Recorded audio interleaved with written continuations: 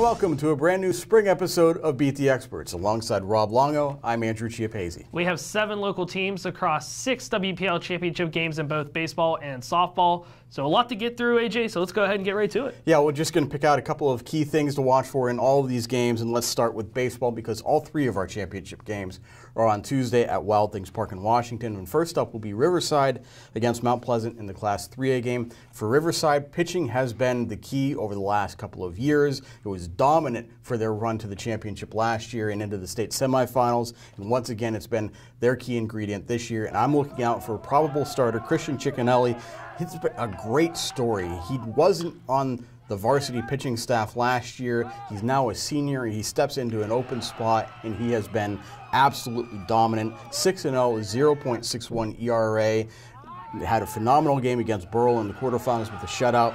If he's on the mound Tuesday and he's sharp, Riverside gets the title. 16 straight games for the Panthers. That's the winning streak that Riverside's on. Lost the second game of the season to Beaver, got shut out in a game, but ever since it's been on Riverside.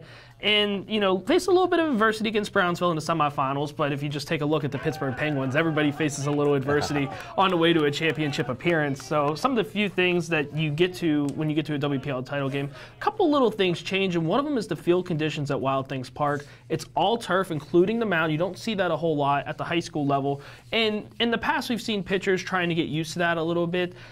It's not really that big of a deal because Riverside has played on turf surfaces twice this season and also played there last year, so it shouldn't really be that big of a learning curve. And Mount Pleasant went 3-4 in its first 7 games and then finally started to heat up and has been one of the hottest teams in the WPIAL, winning 8 straight. But we also have another team that's been really hot lately in the Freedom Bulldogs. Yeah, and Freedom takes on California in the Class 2A championship game after Riverside's game. Hitting has been a big deal for Freedom all season long.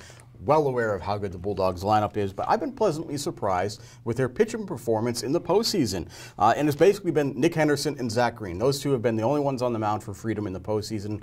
They've shared the load, and they've been outstanding.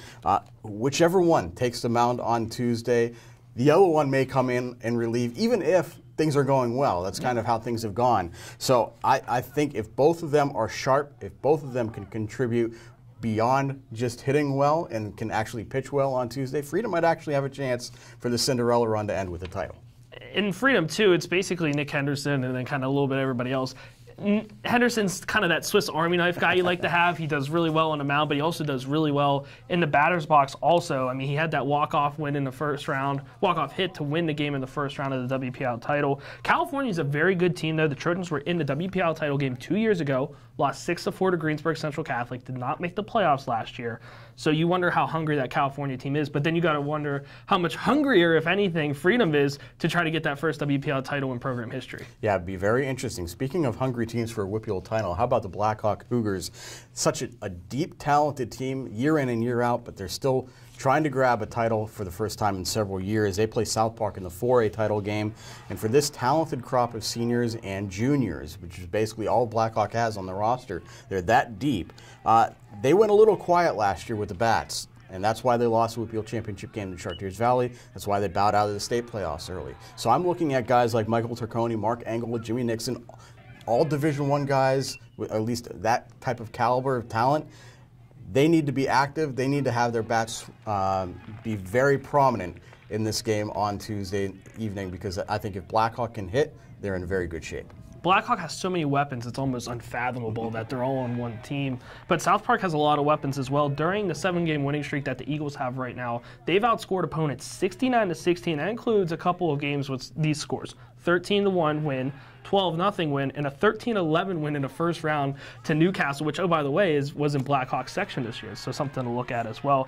But Blackhawk's pitching has been lights out. South Park has explosive hitting, so I have no idea what's going to happen Tuesday night, but it's going to be a lot of fun. Should be a lot of fun. Meanwhile, on Wednesday, softball kicks in where Southside will play Frazier in the 2A championship game over at Cal U. How's this for a stat? McKenna Smith has pitched every single game for Southside in the postseason.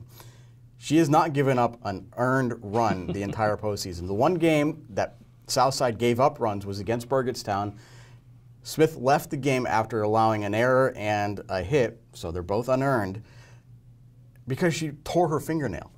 So since then, she's pitched 2 straight shutouts. So if McKenna Smith is anywhere close to that sort of dominant For Southside, I have to really like their chances.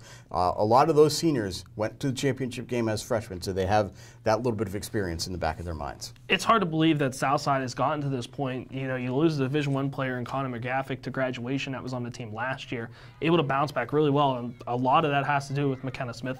The bats have been pretty good as well. So I mean, that's just something to think of. But on the other side, you look at this Frazier team, probably benefited from the expansion of 6 classifications. You know, got rid of some of the more elite teams that they had to face in years past. But give the Commodores credit. They've only lost 2 games this season, but McKenna Smith, the way she's pitching, good luck trying to get runs across the board. Yeah, it'd be interesting to see how she performs on Wednesday. Meanwhile, after that game in Class 3A, Elwood City will try for a 2nd straight title when it takes on Deer Lake. Skylar Grieco, of course, is the headliner for the Wolverines. She's been outstanding. But on the rare occasion when she's faltered, the Bats have picked her up. Elwood City has a really deep lineup, and that's a big reason why they are 17-0.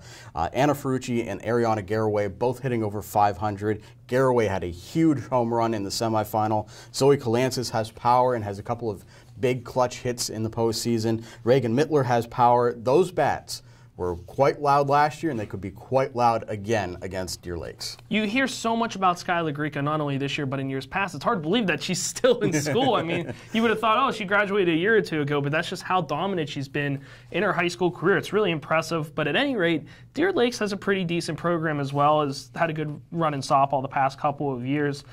Deer Lakes put up 9 runs in the first round, 7 runs in the second, but during both of those games, the Lancers allowed 4 runs in each game.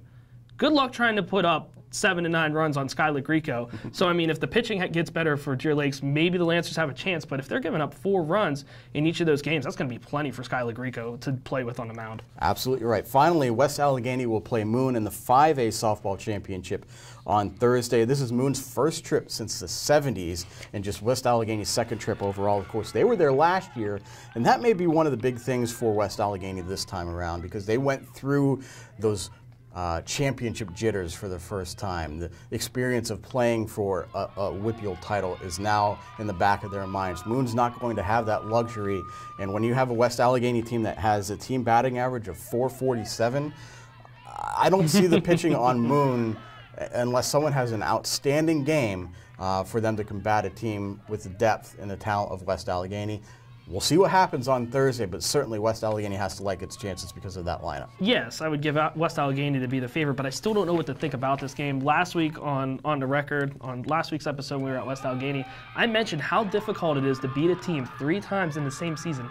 I'm still standing by that. I mean, Moon has the grit and the determination to get there. West Allegheny just has, you know, depth up and down the lineup, so it's going to be an interesting clash for that 3rd time because both those games were fairly close the first 2 times around. Be interesting to see what happens. That does it for this week's episode of Beat the Experts. You can keep track of all these championship games on timesonline.com. And be sure to check out timesonline.com for anything you might have missed throughout the week. So for Rob Longo, I'm Andrew Chiappazzi. That does it for now. We'll see you at the championship games.